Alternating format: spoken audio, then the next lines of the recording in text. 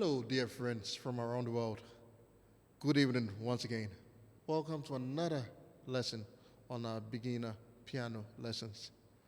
Um, in our previous lessons, I actually taught you what triads were. And once again, in the comment box, some of you asked to understand because we were treating the key of C, you could hear C major, D minor, E minor. So some of you are asking to know what are these major chords and what are these minor chords.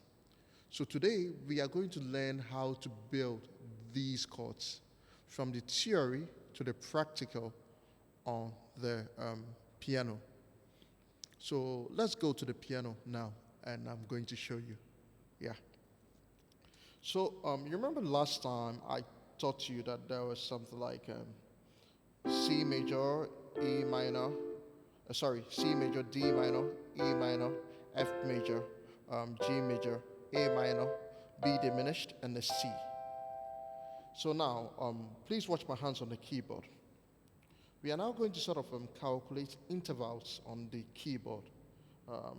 Try to bring the theory to practical. So I taught you that to play a major chord, you had the root note,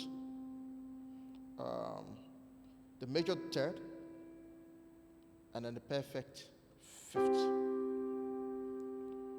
So now we are in the key of C.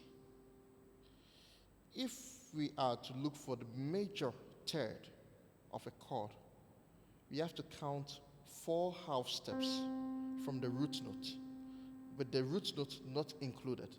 So you remember one of the first lessons I taught you, this is from C to C sharp is a half step, and the C sharp to D is a half step. Then from C to D is a half step plus a half step, so it becomes a whole step. So please go back and refer to those lessons too, and watch my fingers. So this is the C C note. So we're going to count 4 half steps. 1, 2, 3, and 4. So this is your major third. And then, if you want the perfect fifth, so you can play this chord this way, you come back to the root note and you count 7 half steps from the root note. But the root note is not included, so it does not start from the root note. It starts from the note after the root note. So 1, 2, 3, 4, 5, 6, 7. So you actually have root note, major third, and then perfect fifth. So you have the C major chord. Now, let's say you want to play the C minor chord. What is it going to be? You're going to still start with the root, because once we name the chord, we call the chord C. So it means that it starts from the C, that is the root note, C. But for the minor, instead of counting 4 half steps, you're going to count 3 half steps from the root note. So 1, 2, 3. So you have C. This is the minor, the minor third, and then you want the perfect fifth. I already taught you how to play calculate the perfect fifth, so I won't come back to it. So you have the C major, and in actual sense, if you just take the middle of this finger or the middle note, move it out by 1 half step, you have the C minor. So in the case of the key of C, you had something like D minor. I taught you how to calculate the different intervals for a minor triad.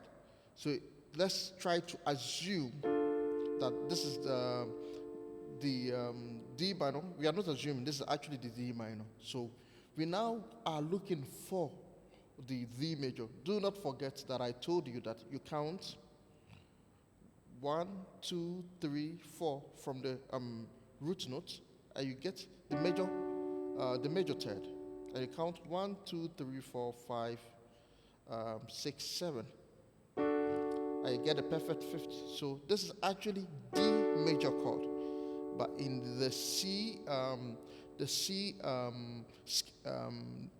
the C major key, we do not have the D major chord. We actually have the D minor. So we just move the major third. We move it down by 1/2 step, and then you now have D minor. So it applies to the different chords or triads on the piano. Let's say you want a G major chord. You have this. A G minor chord, you have this. Let's say you go to the A,